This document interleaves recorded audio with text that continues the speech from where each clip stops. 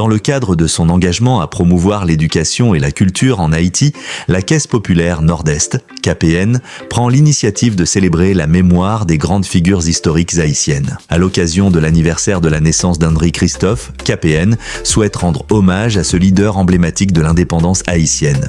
Né esclave, Christophe est devenu l'une des figures les plus marquantes de l'histoire d'Haïti, à la fois en tant que guerrier et roi. Ce rappel historique vise à honorer son héritage et à inspirer les générations futures à travers son parcours extraordinaire.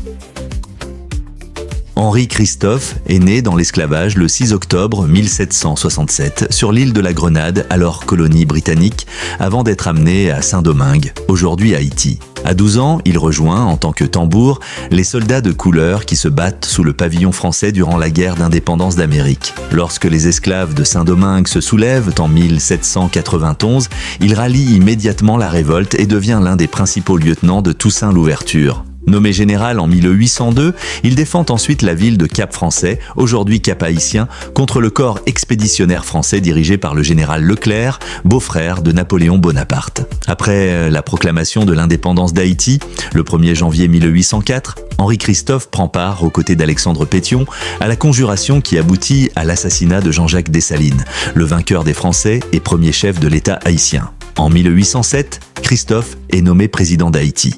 Il rompt alors avec son compagnon d'armes, Alexandre Pétion, qui instaure un gouvernement rival à Port-au-Prince. Laissant le Sud à la République dirigée par Pétion, Henri Christophe gouverne le Nord d'Haïti, d'abord comme président, puis en tant que roi sous le nom d'Henri Ier, après avoir rejeté la Constitution.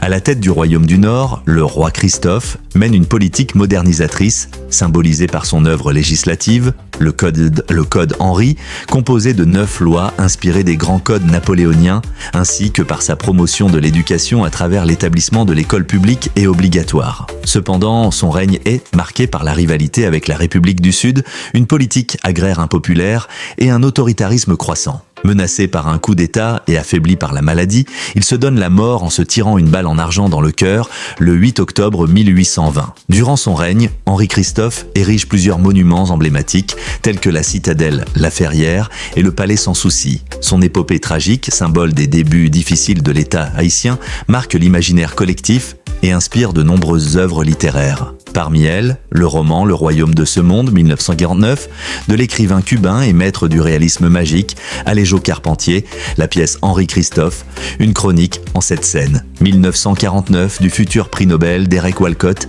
et la tragédie du roi Christophe, 1963 d'Aimé Césaire, une pièce entrée au répertoire de la Comédie Française en 1991.